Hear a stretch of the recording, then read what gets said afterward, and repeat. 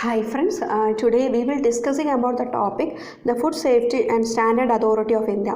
Food Safety and Standard Authority of India എന്ന് പറയുന്നത് Food Safety and Standard 2006 Act പ്രകാരം നിലവിൽ വന്നതാണ്. The Food Safety and Standard Authority of India എന്ന് പറയുന്നത് അപ്പോൾ വിവിധതരം മിനിസ്ട്രീസ് ആൻഡ് ഡിപ്പാർട്ട്മെൻറ്റിൻ്റെ ഫുഡ് റിലേറ്റഡ് ആയിട്ടുള്ള ഇഷ്യൂസ് ഒക്കെ കൈകാര്യം ചെയ്യുന്നതാണ് Fssai എന്ന് പറയുന്നത്.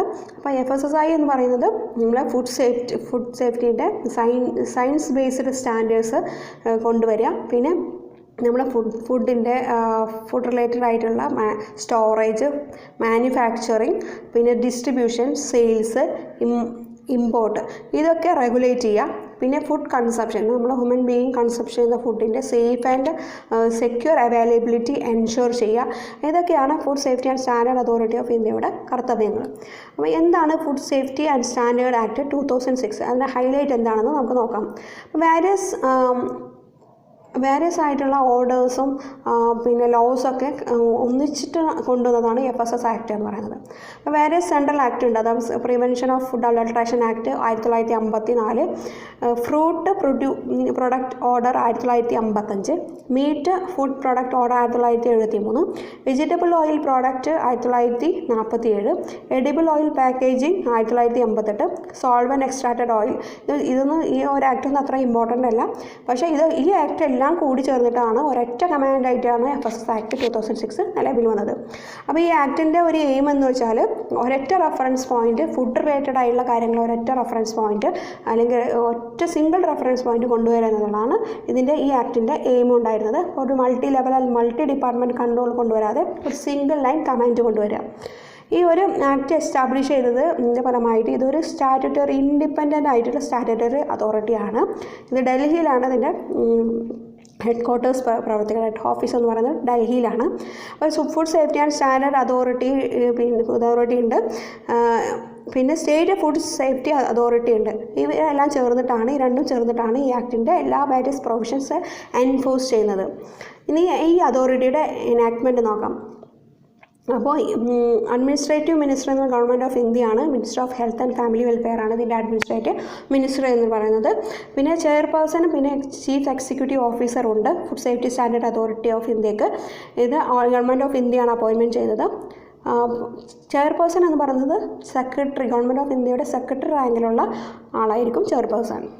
ഇനി FSSIയുടെ ഫങ്ഷൻസ് എന്താണെന്ന് നോക്കാം. റെഗുലേഷൻസ് ഫ്രെയിം ചെയ്യുക. അപ്പോൾ വേരിയസ് ആയിട്ട് നമ്മളെ ഫുഡ് സ്റ്റാൻഡേർഡ്, ഫുഡ് സേഫ്റ്റി അതിനൊക്കെ വേണ്ടിയിട്ടുള്ള ഗൈഡ്ലൈൻസ്, പിന്നെ നമ്മൾ വേരിയസ് ഫുഡ് സേഫ്റ്റിക്ക് വേണ്ടിയിട്ട് ഗൈഡ്ലൈൻസ്, റെഗുലേഷൻസ് ഫ്രെയിം ചെയ്യാം. പിന്നെ ലേ ഡൗൺ മെക്കാനിസം ആൻഡ് ഗൈഡ്ലൈൻ പോലെ. അപ്പോൾ ഫുഡ് ബിസിനസ്സിലൊക്കെ വരുമ്പോൾ സേഫ്റ്റി മാനേജ്മെൻറ്റ് സിസ്റ്റത്തിൽ, ഫുഡ് സേഫ്റ്റി മാനേജ്മെൻറ്റ് സിസ്റ്റത്തിൽ സർട്ടിഫിക്കേഷൻ അനിവാര്യമാണ്. അപ്പോൾ സർട്ടിഫിക്കറ്റ് അക്രഡിറ്റേഷൻ ചെയ്യുന്നത് ഇവരുടെ FSSIയുടെ ഒരു ഫംഗ്ഷനാണ്. പിന്നെ നമ്മുടെ ലബോറട്ടറീസ്, ഫുഡിൻ്റെ സേഫ്റ്റി കണക്കാൻ വേണ്ടിയിട്ടുള്ള ലബോറട്ടറീസ് ഉണ്ട്. അപ്പോൾ അതിൻ്റെ അക്രഡിറ്റേഷനും പിന്നെ അതിന് വേണ്ടിയിട്ടുള്ള പ്രൊസീജിയറും ഗൈഡ്ലൈനൊക്കെ പ്രൊവൈഡ് ചെയ്യുന്നത് FSSI ആണ്. പിന്നെ സെൻട്രൽ ഗവൺമെൻറ്, സ്റ്റേറ്റ് ഗവൺമെൻറ്റിനൊക്കെ scientific advice and technical support നൽകുക. ഇപ്പോൾ ഫുഡ് സേഫ്റ്റിക്ക് വേണ്ടിയിട്ടും ന്യൂട്രീഷൻ പോളിസിക്കിനൊക്കെ വേണ്ടിയിട്ടൊക്കെ പോളിസി ഫ്രെയിം ചെയ്യുമ്പോൾ നല്ല ഒരു scientific and advice, technical support നൽകുക എന്നുള്ളതാണ് ഫുഡ് FSSIയുടെ ഒരു ഫംഗ്ഷൻ. ഇനി അടുത്തത് നമ്മളെ ഇപ്പോൾ എമർജിങ് ആയിട്ട് വരുന്ന റിസ്ക്, ഫുഡ് സേഫ്റ്റി റിസ്ക്, പിന്നെ അത്തരത്തിലുള്ള ഒരു വാരിയസ് ഫുഡ് പ്രോഡക്റ്റിൻ്റെ കണ്ടാമിനേറ്റഡ് ഫുഡ്സ്, പിന്നെ ബയോളജിക്കൽ റിസ്ക് പ്രിവലൻറ്റ് ചെയ്യുക. പിന്നെ അത്തരത്തിൽ ഫുഡ് കൺസപ്ഷൻ റിലേറ്റഡ് ആയിട്ടുള്ള ഡാറ്റ കളക്ട് ചെയ്യുക. അതിനനുസൃതമായിട്ട് റാപ്പിഡ് എന്തെങ്കിലും പ്രോബ്ലംസ് ഉണ്ടെങ്കിൽ റാപ്പിഡ് അലേർട്ട് സിസ്റ്റം ഇൻട്രൊഡക്ഷൻ നൽകുക. ഇതൊക്കെയാണ് അനദർ ഫംഗ്ഷൻ എന്ന് പറയുന്നത്. പിന്നെ ഒരു create information network across the country. Information network കൺട്രിയുടെ എല്ലാ ഭാഗങ്ങളിലും ഒരു ഇൻഫർമേഷൻ നെറ്റ്വർക്ക് ക്രിയേറ്റ് ചെയ്യാം. അതിൻ്റെ ഫലമായിട്ട് തന്നെ പബ്ലിക് കൺസ്യൂമേഴ്സ്, പഞ്ചായത്ത് അവരൊക്കെ അവരുടെ അത്തരത്തിലൊരു നെറ്റ്വർക്ക് കൊണ്ടുവരിക. ഇതിൻ്റെ എന്താണ് ഇതിൻ്റെ ഗുഡ് എന്ന് വെച്ചാൽ ഫുഡ് സേഫ്റ്റി ആൻഡ് ഇഷ്യൂവിനെ റിലേറ്റ് ചെയ്തിട്ടുള്ള ഇൻഫർമേഷൻ കളക്ട് ചെയ്യുക, അല്ലെങ്കിൽ റാപ്പിഡ് പ്രോബ്ലംസ് ഉണ്ടെങ്കിൽ റാപ്പിഡായിട്ട് റിസീവ് ചെയ്യുക. ഇതാണ് ഇത്തരത്തിൽ ഒരു നെറ്റ്വർക്കിൻ്റെ ലക്ഷ്യം എന്ന് പറയുന്നത്. പിന്നെ ഫുഡ് ബിസിനസ്സിനൊക്കെ വരുമ്പോൾ അവർക്ക് പേഴ്സൺസിന് ട്രെയിനിങ് പ്രൊവൈഡ് ചെയ്യുക. അതൊക്കെ FSSIയുടെ ഒരു ഫംഗ്ഷനാണ്. പിന്നെ നമ്മളെ internal technical standards, international technical സ്റ്റാൻഡേർഡ്സിൽ നമ്മളെ ഫുഡ് കൊണ്ടുവരുന്നതിന്, സാനിറ്ററി, അതിനൊക്കെ വേണ്ടിയിട്ട് നല്ലൊരു ഡെവലപ്മെൻറ്റ് കോൺട്രിബ്യൂട്ട് ചെയ്യുക.